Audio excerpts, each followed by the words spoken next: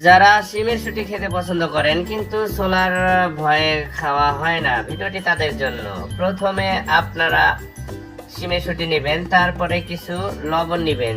1 চামচ লবণ নিয়ে শিমের শুঁটির তে খুব ভালো করে মিক্স করে নেবেন। তারপরে একে একে লাড়াচাড়া করতে থাকবেন। কয়েক সেকেন্ড লাড়াচাড়া করার পরে আপনি পুরা শিমের শুঁটির সাথে লবণটা মিক্স করে দিবেন।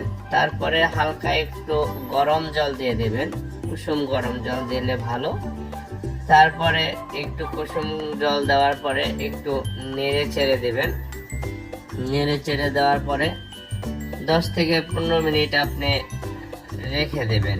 রেখে দেওয়ার পরে আপনার শিমের শুঁটিগুলি একেবারে মোলায়েম হয়ে যাবে। তখন আপনি একটি পাত্র নিয়ে পাত্রের ভিতরে একটু জল ঢেলে দিবেন, যাতে শিমের বিচিগুলো ছিটে ছিটে দূরে চলে না যায় বা পাত্র থেকে পড়ে না যায়। দেখুন, আমি একটি করে শিমের শুঁটি নিচ্ছি আর মুখটা সামনে রেখে একটু আলতো করে চাপ দিচ্ছি, শিমের শুঁটিটি কিভাবে বেরিয়ে যাচ্ছে। ঠিক আপনিও এভাবে একটি একটি করে ধরবেন আর আলতো আলতো করে চাপ দিবেন, আর শিমের শুঁটিগুলি বেরিয়ে যাবে। আর পানি দেওয়ার কারণে আপনার শিমের শুঁটিগুলি ছিটে কোথাও পড়ে যাচ্ছে না, পানিতে পড়ে শিমের শুঁটিটি পাত্রের ভিতরে রয়েছে।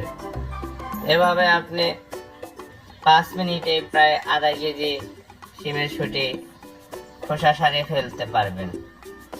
দেখুন, আমি অল্প সময়ের ভিতরে কতগুলি শিমের শুঁটি ছুটিয়ে ফেললাম। তো গাইস, আপনারা যারা শিমের শুঁটি খেতে পছন্দ করেন তারা আমার এই ভিডিওটা ফলো করতে পারেন। আশা করি আপনাদের সবারই উপকারে আসবে। আমার ভিডিওটি ভালো লাগলে সবাই লাইক, কমেন্ট, শেয়ার করবেন ইনশাআল্লাহ।